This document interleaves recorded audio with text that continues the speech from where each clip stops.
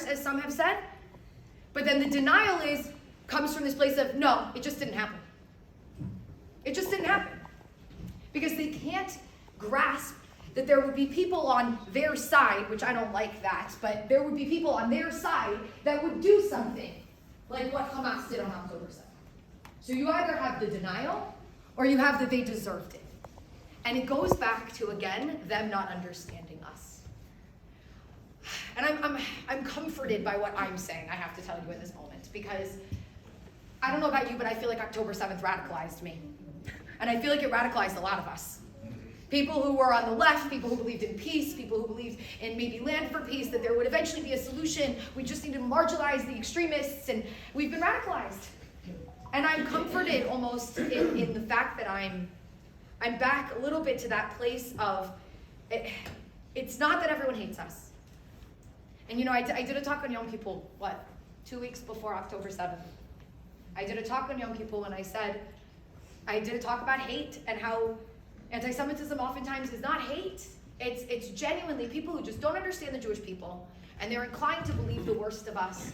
And that if we just talk to them and help them understand who we are, we could eliminate that, not hatred, but again, that misunderstanding and create a better world.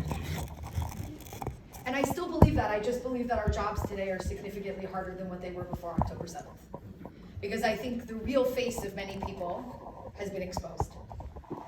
And those are the people who hate us no matter what. Those are the people who, again, we were just slaughtered, and they're out in the street saying it was exhilarating and exciting and energizing and awesome, right? Those were actual words used, I mean, a few of them by a Cornell professor when describing October 7th. But not everyone was out in the street on October 7th, celebrating. Many people were silent, which I think for some of us is sometimes equally as painful, right? And I'm trying to understand the silence. And again, I genuinely think that the silence comes from a lack of understanding, and for some people, a fear. A fear of speaking up, because what will happen to them? Let's remember that we don't engage in intimidation tactics as a community, right? You don't have to be afraid to go out and speak against Israel, because you know that we're not going to come and attack you, right? I have to be very afraid walking on a college campus today, saying anything bad about Islam. Anything. You say you're an Islamophobe, and you might be attacked. Jews gathered at UC San Diego a couple of nights ago, and they were having a meeting about the rise of anti-Semitism on campus. And it was attacked by anti-Zionist pro-Palestinian protesters. A meeting about anti-Semitism, it had nothing to do with Israel. It had to do with the rise of anti-Semitism and the fear that these students were experiencing on campus. And it was attacked by a mob, and those same students who were meeting to talk about their fear were then afraid to leave the room and had to be escorted out by police. We don't engage in those kind of tactics.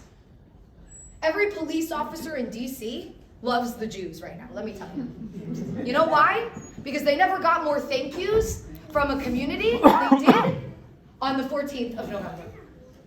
Every Jew, we were stopping, thank you so much for your support, thank you so much for being here. That's what we do. Meanwhile, the next night, protesters were at the DNC, right, breaking down, trying to break into the building, and the police were being beat up by them. With people wearing shirts that say ceasefire, police are being punched in the face. The irony. So again, I genuinely have to believe, and I think it's the only thing that's keeping me alive. I have to believe that the vast majority of people are silenced because they just don't know. And they don't realize the extent. And the only way they're going to is if we help them understand. Because no one else is going to do it for us. We're standing now on the front line. So I want to give us the tools to be able to have that conversation. To understand what we're dealing with. Because if it's just hate, we're going to have a problem. But it's not. That's a loud, very toxic, very violent minority in this world right now. And it makes us feel like everyone is out to get us. But they're not. I'm here to tell you that they're not. Because if we feel that way, that's it for us. Then we have nothing to do. So let's start with us. I have taught about Jewish history and Israeli history now for 13 years of my life formally. I'm the international senior educator for Stand With Us. Like the rabbi said, my job is to travel the world and to teach about Israel and about the Jewish people. And unfortunately, in the last, can we maybe silence our phones? Just because only because I'm super ADHD and it's very distracting. Are you surprised my generation that look at me?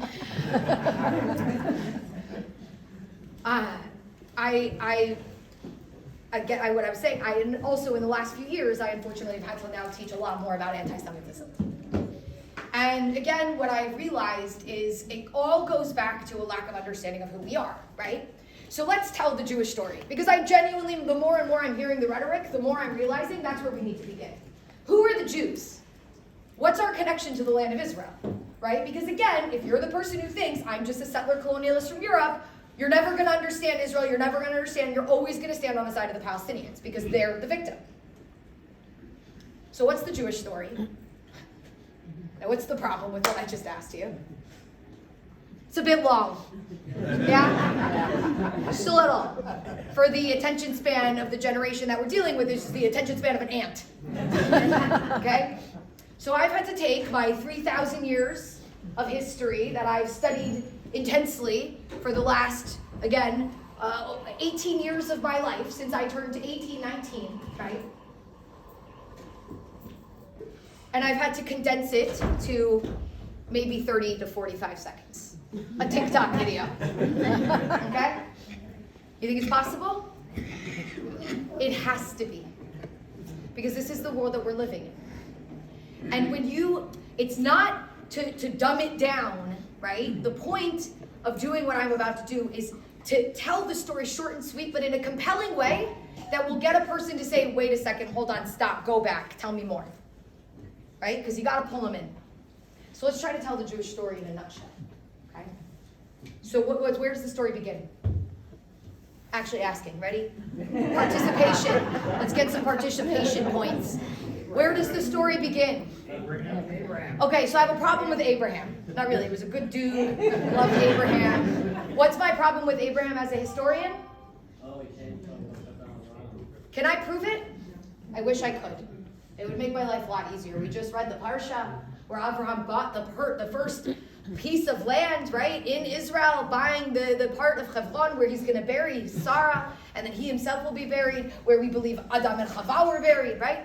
The first piece of land that we own in the land of Israel. He says, I'm going to buy it, right? Great story. I love it. Can't verify. I wish I could, like I said. King David, great. Who said it? I love it. Yes, exactly. Good. King David, that's where I can start to prove history. But what's the point with Abraham and King David? Where does the story begin? And I want you to notice what I asked. I didn't say when. And I didn't say with who. And yet we always go there. I said, where does the story begin? Where does the story begin? The land of Israel. That's the point.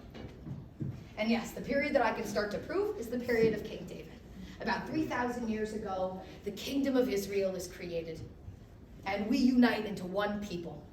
And our language and our culture and our traditions stem from that land. And that is where we are from. And it is our home. And no matter how much you try to convince me of otherwise, that will be my home. Everywhere else I live, I am a foreigner. I am an exile. That doesn't make you any less American. I'm an American too, proud of it, born and raised in Los Angeles, but my parents uprooted me when I was 9, moved me to Israel, and they introduced me to my other home. So we're from there. And that is the most important thing that somebody has to understand about us. You cannot disconnect us from our home. That's why when our home was attacked, Jews all over the world woke up and said, no, I'm going to stand with Israel. So number one, first part of the story, that's my home. I am a Jew and I am from the land of Israel. What's the next part of the story? What happened to us? We were exiled. We were kicked out. Scattered around the world, right? Now some remained. There's always been a Jewish presence in the land of Israel. 3,000 years, continuous Jewish presence. But most of us, exiled. First by the Babylonians, then by the Romans. You can go back to the Assyrians, the lost tribes, right? But we're scattered around the world. Okay, and people have to understand, we didn't just leave. We didn't go looking for greener pastures. We were thrown out of our land, our temples destroyed by foreign empires. So number one, that's my home.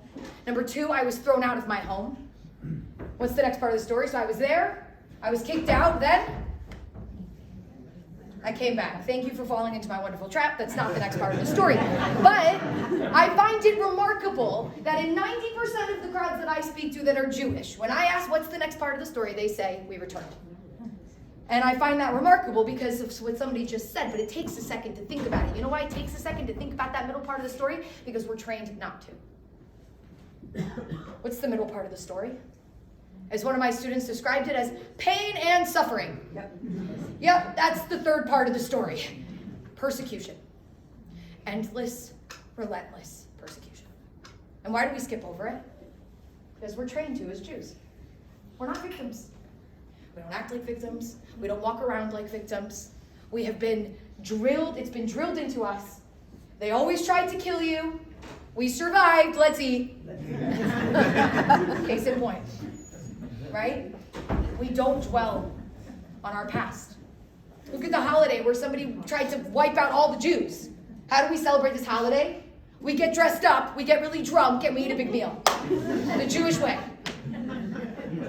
It's built into us. We're not victims. We are survivors. And we're not just survivors, but we thrive in this world. That's the Jewish way. So we casually skip over 1,800 years of history, the really bad parts, right? The horrors of Christian persecution in Europe, and then the added persecution in the Middle East that eventually will rise in the 14th century or so and persist until today, right? And everywhere we ended up. The pogroms, the massacres, we know them. And we casually jump to the end of the story, because the end of the story is the best part of the story. It's the part of the story where the Jews take their fate into their own hands, decide to go home, reestablish their sovereignty, and finally have the ability to protect themselves. And we're watching that play out as we speak. Exactly why we needed a country. Right now, we are seeing it. It is so blatant. I've never been more Zionist in my life. Because the world is demonstrating to us right now exactly what the world would be doing if we were attacked again, and that is nothing. We have a friend. I'm not going to poo-poo this. Joe Biden is a friend of the Jewish people. I want you to know that everything that he is doing is going against his advisors. It's going against what polls are saying. There's something in him that is drawing him towards us right now. Because he held the families of the hostages and victims. And he understands grief. But deep down, I think he understands the bigger picture, which is hard for him to explain to a base who can't grasp what radical Islam really is about. You know, a word has been coming up a lot lately. That word is jihadism. And every time I say it, I feel like a right-wing radical. Yeah? And you know why I feel that way? Because they have conditioned us to feel that way. That you don't talk about those things. No, if you talk about it, you're a bigot. Before I get there, let's go back to the story. You have to lay a foundation for somebody to understand who we are. And the only way to understand Zionism is to understand that Zionism was a liberation movement. Liberation from persecution. Persecution that we experienced everywhere. Everywhere we ended up, relentlessly and endlessly. Which pushed us home. So I said I need to do it in a minute. You're all sitting there going, that was way longer than a minute. So let's sum it up, right? So let's sum it up. You want to tell the Jewish story in a nutshell? First of all, the Jewish people are from the land of Israel. That's our home. That's where we came from. Our language, our culture, our traditions, they all stem from there. That is our one and only home in this world. But we were kicked out of our home. Thrown out, most of us, scattered around the world. And everywhere we ended up, we were persecuted. Endlessly and relentlessly. Until eventually we decided enough is enough. It's time for us to go home. And we went home and we freed ourselves from that persecution through Zionism by establishing a modern nation state for the Jewish people. Israel. That's it. It was like 30 seconds. You got it? It's the foundation. All right? Now let's jump to October 7th. Because everything was upended on October 7th. That belief that we were safe, the belief that this couldn't happen to us again. I felt it. I don't know why. I still feel foolish now. As a scholar of anti-Semitism, I shouldn't have believed that. I should have known that some way or another they would have gotten to us. I think I just thought what most people think in this day and age, which is that, no, we have Israel. So my history, the history that I know of anti-Semitism is not going to count here because there's an X factor that's different from history, which is that we have Israel. And that's true. But that, tragically, didn't keep us safe. So, since October 7th, and on October 7th, I think we've all felt very similar emotions. It's actually always very comforting for me, and has been for the last month, to go into spaces with other Jews, because I know that everyone is feeling the same thing that I'm feeling.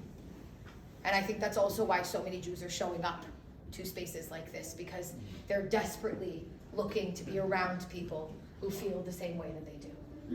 And that we don't feel that when we walk down the street. I spent a week in New York, and I'm walking in Manhattan, and I'm just thinking everyone's just living their normal lives. And meanwhile, my world feels like it's falling apart. Right? Like it's unraveling at the seams, and nobody seems to notice. And I want to kind of stand up in the middle of Times Square and scream on a soapbox, wake up! This isn't just about us. We're the canary in the mine. Usually when anti-Semitism engulfs a society, it says nothing about the Jews and everything about the society. That there's a rot within that society. And it's going to come after you soon enough. But you shouldn't just care because it's eventually going to come after you. You should care even if it's just the Jews. Let me point that out. So I felt a lot of feelings that I'm sure we've all felt. The initial shock, we all went through that. And the shock that kept hitting as more news came out. And still sometimes that morning, like me, when I rolled over in bed and I do the very unhealthy thing, which is I immediately look at my phone and I look at the news, and I wake up to the news of more soldiers who have lost their lives in the last 24 hours. There was the grief that it just is overwhelming, I think, for all of us. You still just break out into tears sometimes, right? It's pain, it's just deep, intense pain. You can't even fully grasp, right, what happened to us on October 7th. Still not totally comprehensible. And then you have the anger, the rage, which horrible things come out of our mouths in moments of rage, and maybe some of our politicians need to learn to go walk around the block before they tweet something in their moments of rage, because it's not helpful. We all have those moments, and then we temper ourselves because we're Jewish. And as angry as we might be, we remind ourselves of our humanity and our morality, because we have to, otherwise we've lost everything. Then the numbness kicks in, which is very scary. And then I tried desperately to understand, because that's the kind of person that I am. I want to understand the world around me. I want to understand why this is happening, not just the attack of October 7th, but the reaction to this attack. And I'm also trying to understand what Israel is doing. Because no matter how much I am so remarkably resolved, and I have to tell you all, if anyone knew me before October 7th, you would know I was not resolved at all about the Israeli-Palestinian conflict. I didn't have like a solid opinion. I'm an educator. I get pushed and pulled along the political spectrum with different ideas, and I was not resolved at all. I was super conflicted. But since October 7th, I have felt remarkably resolved. And I think it's because more and more, maybe I can't necessarily fully understand the world, but I can understand what we are doing right now in this moment.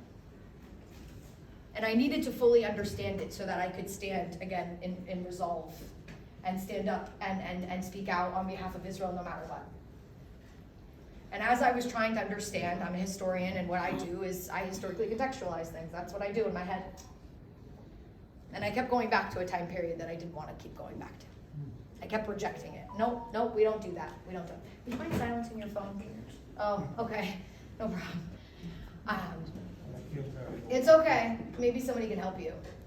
No? Oh, okay. Sorry. I kept rejecting this because as a historian, what as an educator, I would never, ever do this. And I think there's a solid rule, a very hard and fast rule, that you don't do this as a historian. And that's you never go back to the Holocaust. You just don't. And the reason is because when you usually compare things to the Holocaust, what you usually end up doing is minimizing the Holocaust. Right? That's what happens.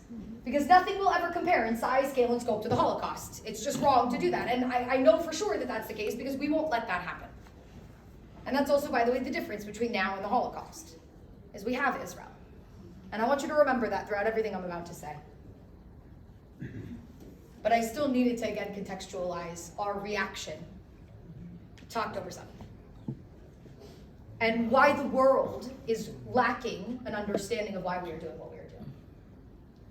So I kept going back, and I said, okay, it's not the Holocaust. Well, maybe it is, but maybe it's not. Hold on, why? Because when we think of the Holocaust, what comes to mind?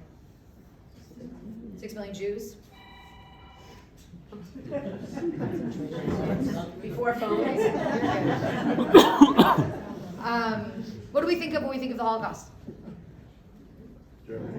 Germany, anti-Semitism, Nazis. Modern society allowing Yeah.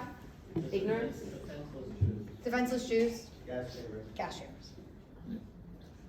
When we think of the Holocaust, if you ask not Jewish people, right? Think about this. If you ask the non-Jew, when I say Holocaust, what comes to mind? What do you think they're going to say if they know anything? No big deal. Gas chambers? No. The average person, not the anti-Semite. Okay. Camps and gas chambers. If they know anything, that's what they know. And again, I say if they know anything, because we know the piss poor state of Holocaust education in the world today. Well, we don't see gas chambers. And we don't see camps.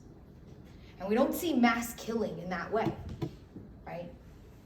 So I kept going back thinking, well, that's not it. And then I started talking to one of my Holocaust education staff who said, well, but Charlotte, if you go back, you're not wrong. It's just not the Holocaust by gas chambers. It was the Holocaust by bullets, which came before. Because Holocaust historians separate the Holocaust into two time periods. The Holocaust by bullets, which came before the gas chambers. And then the Holocaust by gas chambers. When was the first gas chamber built? 1942. Over 1.5 million, close to 2 million Jews had already been killed at that point. How? By the bullet. Exactly. Or burned to death. So I kept going back. And I kept thinking, okay, so when did the Holocaust start? What led up to the Holocaust, right? Well, you could go back to 1925, the formation of the Nazi youth, right? Which was so necessary to brainwash an entire generation, which with them you fully dehumanized the Jewish people to the point that then these people could do what they did, right? I go back to the stated intent within Mein Kampf of Hitler stating that his ultimate goal will be to eliminate the Jewish people. And he prepared, he laid the groundwork for that, just like Hamas. 1987, they were founded. 1988, they issued their founding charter, and in it says, we are going to obliterate Israel and wipe out the Jews. Clear stated intent. They're not shy about their intentions. It's just nobody believed them. Just like nobody believed Hitler. Not even Jews. And then came 1933, the Nazis take over. Just like 2007, Hamas takes over in Gaza. And then comes 1938, Kristallnacht, which was the warning sign. How's the world going to react? And how did the world react? They did nothing. And it was the litmus test that the Nazis needed to know. Can we keep going with this? And the world gave them a thumbs up. And again, we're already in a different state. Do you guys see that? We're already in a different state now. Because if that was Kristallnacht, we're saying to them, no, you're not getting away with this. You're not going to keep going. But it was worse than Kristallnacht, what we experienced on October 7th. Then came 1939, and Hitler states his intent out loud, not in a book, but publicly in a speech, I'm going to exterminate the Jews. The world still doesn't bat an eye. And then comes September 1st, 1939. And Hitler marches into Poland. And what follows Hitler into Poland is the Einsatzgruppen, the Nazi killing squads. Which again, if you ask the average person today, have you ever heard of the Einsatzgruppen? They will look at you like you're crazy. The Einsatzgruppen were the killing squads, and they had one mission, and it was simple. Go to every village, and you kill every Jew you find. Man, woman, child, baby, elderly, does not matter. You don't discriminate. Every Jew you find. And they did. They went village to village, and they rounded up Jews. And in some villages, they would gather the Jews, they'd shove them into the synagogue or into a barn, and they'd set it on fire. They'd burn them alive. If a Jew had the audacity to run out of that barn, they would be out there shooting them. It's exactly what Hamas did in Kfar Aza and in Kibbutz Be'eri. Knowing that people were hiding in their homes, hiding in their safe rooms, and sometimes shoving them into a home, tying them up, and they would set it on fire. And in some of those, they'd wait to see if somebody would run out, and then they'd shoot them. Women, children, babies, the elderly, they didn't discriminate. The Einsatzgruppen would round up Jews, they'd take them out to a forest or a field, right? And they'd force them to dig a ditch, which would become their graves. And then they would proceed to shoot people into those ditches. And that's how most people were killed. Again, by the bullet. Just like most people were shot and killed by the bullet on October 7th. 364 young people trying to run away from a festival. Most of them killed by the bullet. Some of them burned alive in their cars. Some people survived. How did they survive the Einsatzgruppen? They played dead. Like a young boy in one of those communities who heard the Hamas terrorists murder both of his parents. They laughed while they did it. And then he crawled underneath their dead bodies and he laid there for the next 8 hours until he was rescued. Or Yuvali. I don't think I'll ever be able to get her voice out of my head. But Yuvali called her father in the height of the chaos of the Nova Festival. And she said, Abba Yorim, Abba, they're shooting. And he said, where are you? And she said, Abba Yorim. And he said, hide, Yuvali, hide. And she said, Abba Metim, they're dying. And he finally snapped into action and he said, Yuvali, tinatki the telephone, hang up the phone. Timeta, play dead. The phone goes dead. And that father waits. Hours upon hours until he gets word that Yuvali survived. Because she played dead, lying amongst a bunch of dead bodies. The tragedies of how we have to learn from our history how to survive yet another massacre of Jewish people. The Einsatzgruppen were proud of what they did, many of them. Let's not go along with Chris Browning's ordinary men. Okay, some people were Hitler's willing executioners and they were happily murdering Jews. We know because they photographed it and they took those trophies home with them. They sent them home celebrating their massacre of Jews. Just like Hamas did. They were even more brazen. Let's wear GoPros and let's broadcast it on Telegram for everybody to see. Or that terrorist who called his father. Probably all heard that phone call. Where he says, Abba, look at your phone.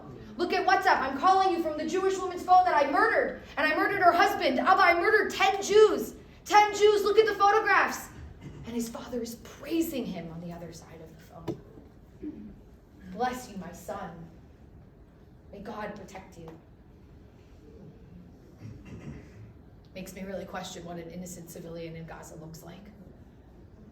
Because I imagine that man was probably elderly and would probably go on the list of innocent civilians. But with all due respect, if you're celebrating the fact that your son just murdered 10 Jews, you are equally as guilty as your son. But that's hard for us. What about a kid who's 16 years old who has a gun? And he went in there, and he was part of the Nukba forces who went in on October 7th, and now he's back in Gaza. He's going to go on the list of child because he's 16 years old. In 1941, Himmler, the head of the SS, went to examine his Einsatzgruppen and what they were doing. And he thought, okay, good job, but this isn't efficient enough. And it's messing with some of your heads. So, you know what? Well, we got to figure out a better way, a more efficient way, a less personal way. And him and Heydrich sat down in 1941, and they devised a plan. Heydrich said, remember when we used gas? The T9 project, we killed all those innocent disabled children. Maybe we can employ gas. We're testing it out in Chalno. Maybe we can industrialize it somehow. And they figured out a plan. And in January of 1942, they gathered the Nazi elite in Wannsee, a suburb of Berlin, at what is now famously known as the Wannsee Conference. And they laid out their plan, what we now know of as the final solution, to exterminate the Jews by gas. So it's 1941. And Israel exists. And while the world is doing nothing, as Jews are being massacred, what would we be doing? Would we be bombing Munich? What about Berlin? What about Cologne? Would we be taking out the Nazis everywhere we would find them? Would innocent Germans be dying at the same time? Would we mourn the innocent Germans? Probably, because we're Jewish. And that's what we do. But would innocent people be killed in the process? Probably. We live in a world where people don't want to believe that evil exists. It's almost, that word is almost theological in its essence. And we struggle in this world to believe that evil exists. We want to believe that there's people who do evil acts because that's an easier thing to understand. And the tragedy is that this generation lives in a world where war is just bad. And you shouldn't have war. And boy, don't we all agree. Yeah? If only. But we know that there's evil in the world. And when evil attacks you, they start a war. And there is such a thing as just war in this world. And we are fighting a just war because what we are fighting is a war against evil. This isn't about resistance. This isn't about occupation. This isn't about a two-state solution. This is about the extermination of the Jewish people and of Israel. And again, Hamas is not hiding this intention. They're open and honest about it. They said it 2 weeks ago. If we could do October 7th again, we would do it again and again and again. So we live in a world where we have to convince people who are deeply pacifist, who just want to say, no, ceasefire. Just have a ceasefire, enough. Too many people are dying, and we have to say, we don't want these people to die. But this is so much bigger than them and us right now. This is a fight for the good in this world. And it's hard for people to see that. Because most people turned on their TVs, not on October 7th, but on October 15th and 16th when Israel started to bomb Gaza. And it's as if everyone turned their TVs on in February of 1945, and all of a sudden started seeing the images coming out of Dresden. And they're watching as they're pulling children out of the rubble, as women are running around with their babies, frantic, looking for their husbands who are now killed in some building. And the fire is burning all around them. And all of a sudden, the TikTok generation wakes up and says, America, Britain, how can you be doing this? Stop what you're doing. Cease fire. That's what's happening right now. By the way, I love talking to an audience where I don't have to explain any of what I just said. They're like, oh yeah, the firebombing of Dresden. I talk to young people and they're like, okay, I'm going to have to Google that. It's fine, we'll get there. But that is why I'm resolved. Because I understand what we are doing. And I understand that it is so incredibly necessary. They left us with no option. And now I want to jump to some modern history for you. Because I want to show you how much they left us with no option. It is not like Israel just woke up one day and decided we have to take out Hamas. In fact, I almost would argue that they should have woken up a long time ago and said this. But we tried everything else because we understood. We understood the toll. We understood the price that would be paid, not by us, a little bit by us. Yes, we are losing our young men and our young women in this fight. And I stress young women because there are girls in Gaza on the front line, just like the men are, fighting this war. And many of them lost their lives on October 7th. Many of them were the women who sat on that border and for months were warning the government, they're preparing something, please do something about it. And they paid for it with their lives on October 7th. So we're going to lose a little bit, and hopefully it remains a little bit. But they're going to lose a lot more. 12,000 people. I don't know who's innocent. I don't know who's not. I don't know who's been killed by us or who's been killed by errant missile fire. Does it matter if it's an innocent person? It doesn't. It's a tragedy. It will always be a tragedy. Is it necessary? Yes. It is. And that's something that a bleeding heart cannot understand in this day and age.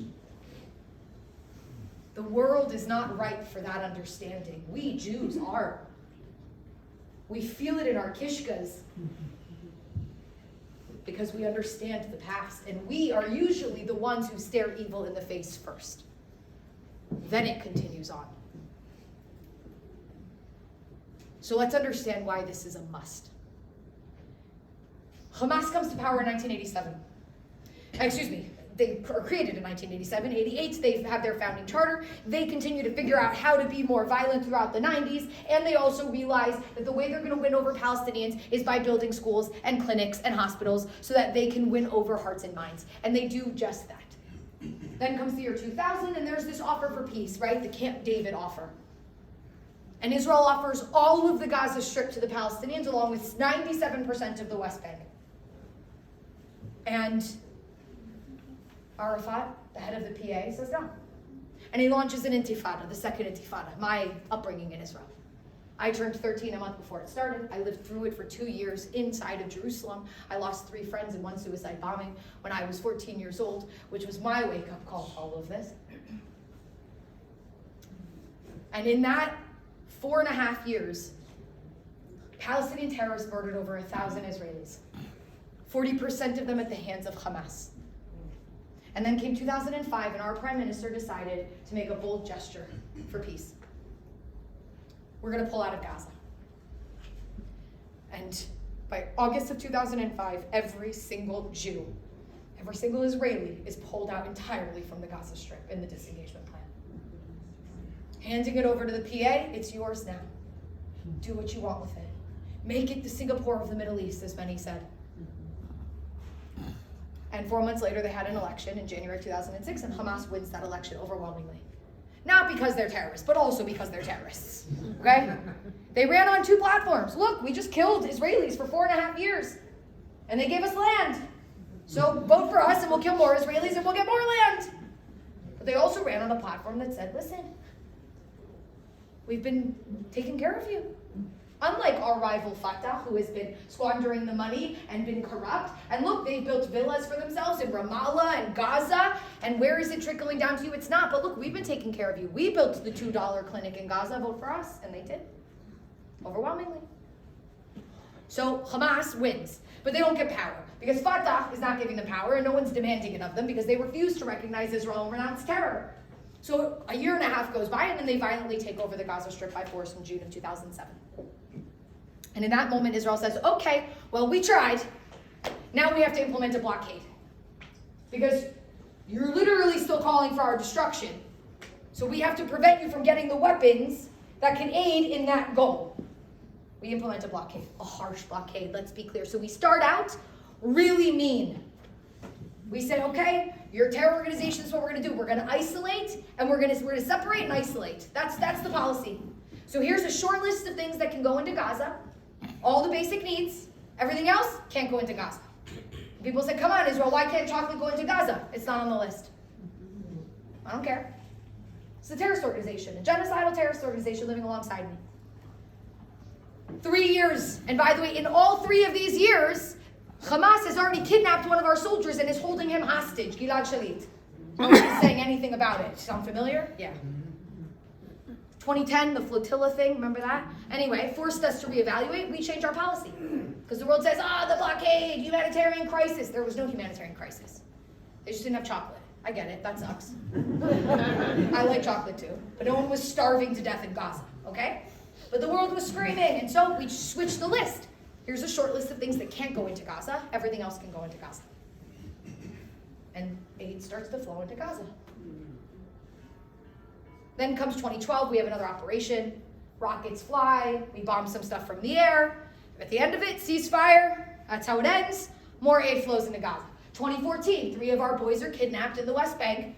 A bunch of Hamas terrorists are arrested. Hamas starts firing rockets. We go back in now to Gaza on the ground to eliminate their tunnel network, which we know has now become vast. We eliminate about 80% of it. And then as soon as the operation ends on August 28th with a ceasefire, within a month, the aid is flowing back into Gaza, including concrete. Because they said, look, you demolished all these buildings, you got us into the concrete, we got to rebuild. Sure.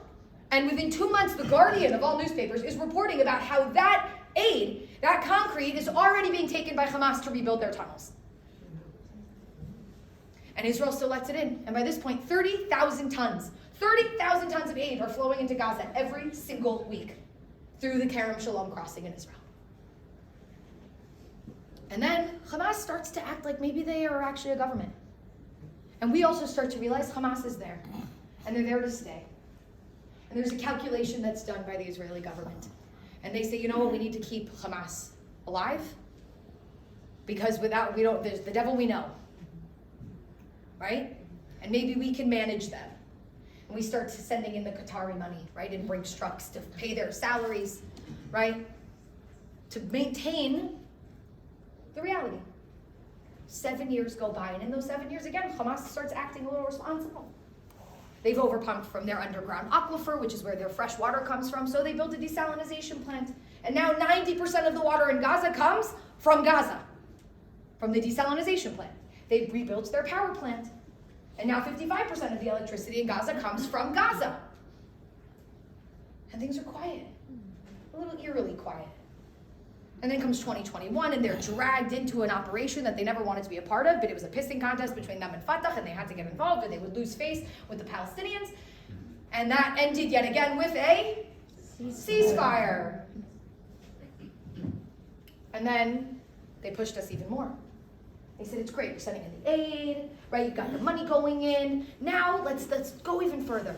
Let's give permits to Palestinians to work inside of southern Israel. And in the last 2.5 years, Israel gave 18,000 permits for Gazan men to work inside of southern Israel. Now we know that some of them were working for Hamas. And every day that they came to work in Israel, they also took notes. Where are the army bases? How often does the army patrol? How many people go in and out of those bases at any given time? Where are all the communities? How do you get into the communities? How do you get out of the communities, right? How are the communities protected? How many people in the communities protect the community at any given time? How often are they patrolling the community? Where are the schools? Where are the armories? Where are the clinics? Every detail down to the T. So that on October 7th, they could massacre us and brutalize us in a way that is unimaginable. So I am resolved, because we have tried everything else. There was a ceasefire on October 7th. It was broken, just like every other ceasefire before. Stop telling the person who was attacked to cease firing. Tell the person who attacked us to surrender and to give up our hostages, and then we can talk about stop fighting.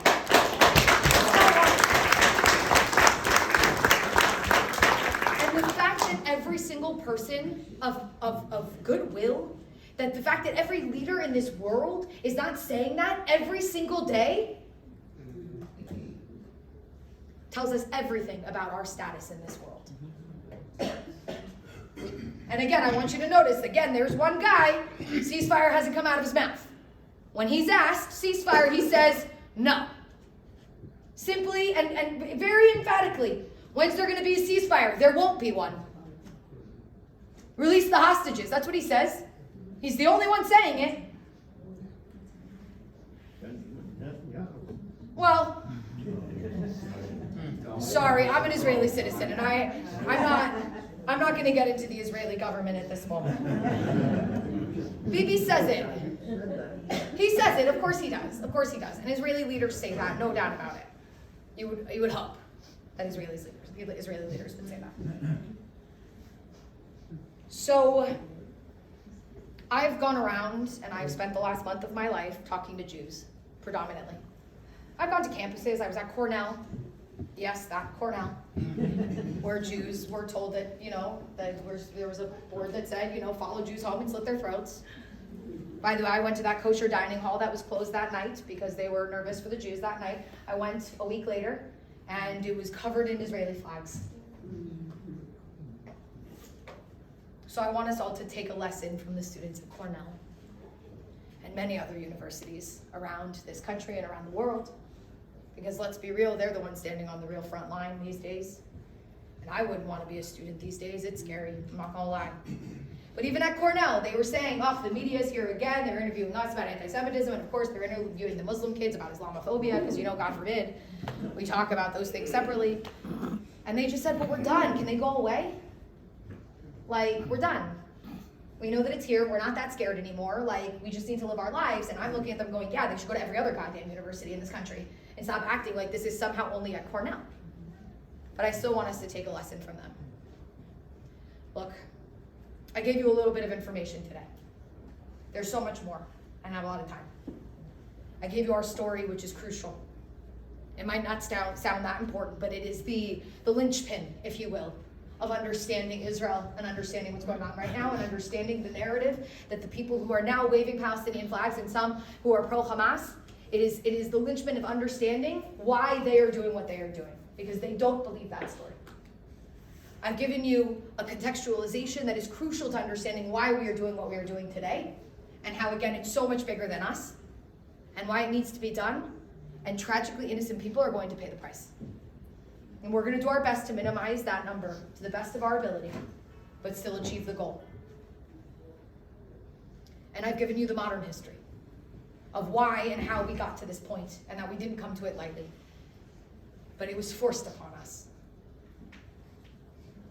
And now I want to give you a tool that will allow you every single day to fight anti-Semitism. And it's not that complicated. And it doesn't require much knowledge. It's very simple. You ready? Be more Jewish. In whatever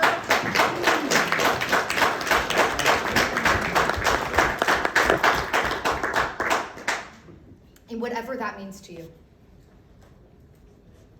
The biggest slap in the face to anti-Semites is us just being more proudly Jewish. All they want right now is for us to cower.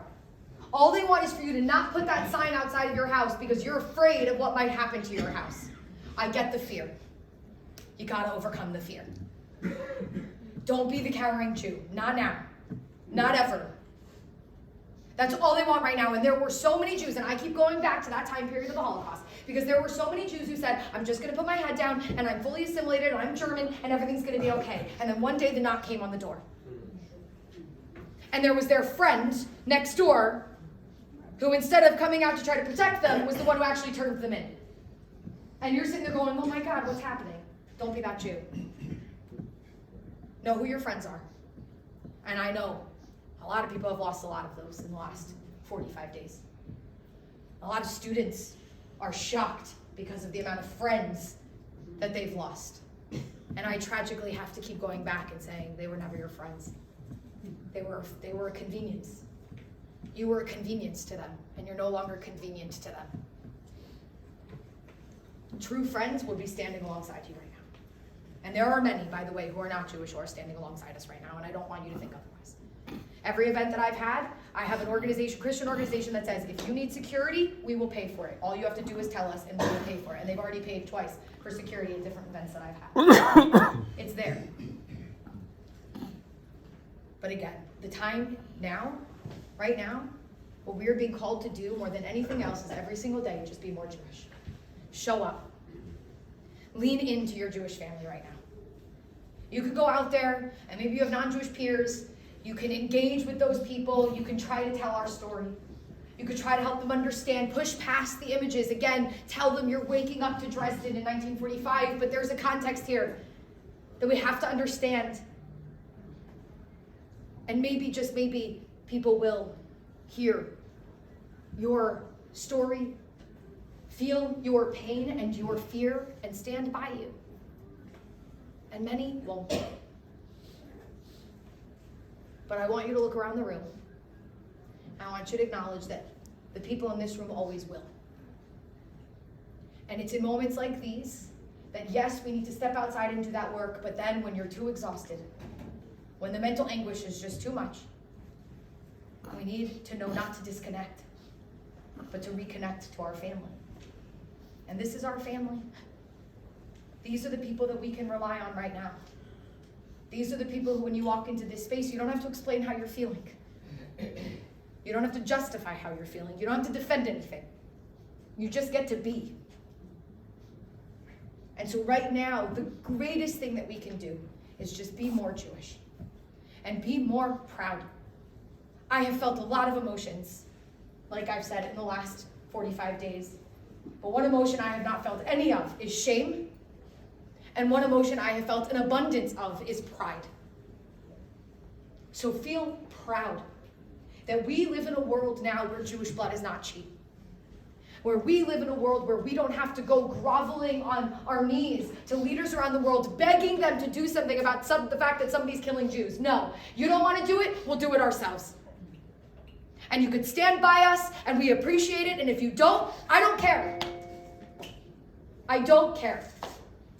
I spent my life caring. Now, I care about my survival. And I care about the survival of the world, because it's so much bigger than us. What starts with us doesn't end with us, but we will make sure that it doesn't get any further than us. We will make sure. And I take pride in that. So walk tall. Go buy a Jewish star. I know students who said, I never wore a kippah until October 7th. And I showed up on campus on October 9th and I've worn my kippah every single day. It's not a religious thing. It's not an observance thing. It's a sign. I am a Jew. And I'm not going to be the Jew who wears a baseball cap. I'm going to be the Jew who wears a kippah so that you know I'm a Jew.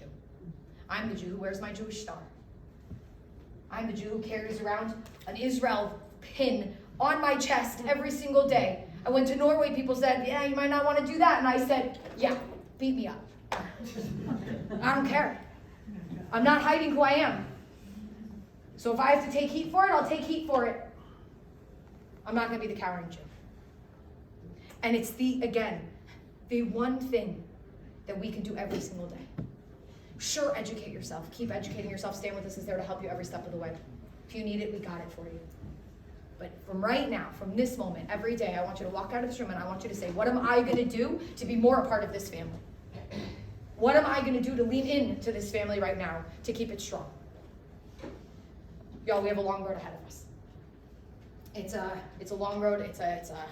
I hate to be the bearer of bad news, but it looks like it's going to be a dark road.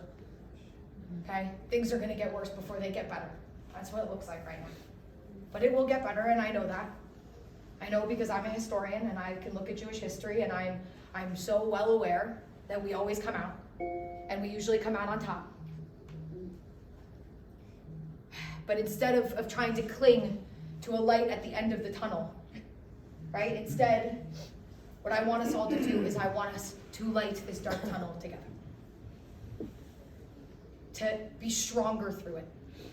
And I know that if we do this right, we will come out of it better, stronger, and here's the key, more united than we've ever been before. This is a turning point for us and for the world. Be a part of it. Don't be the person sitting on the sideline.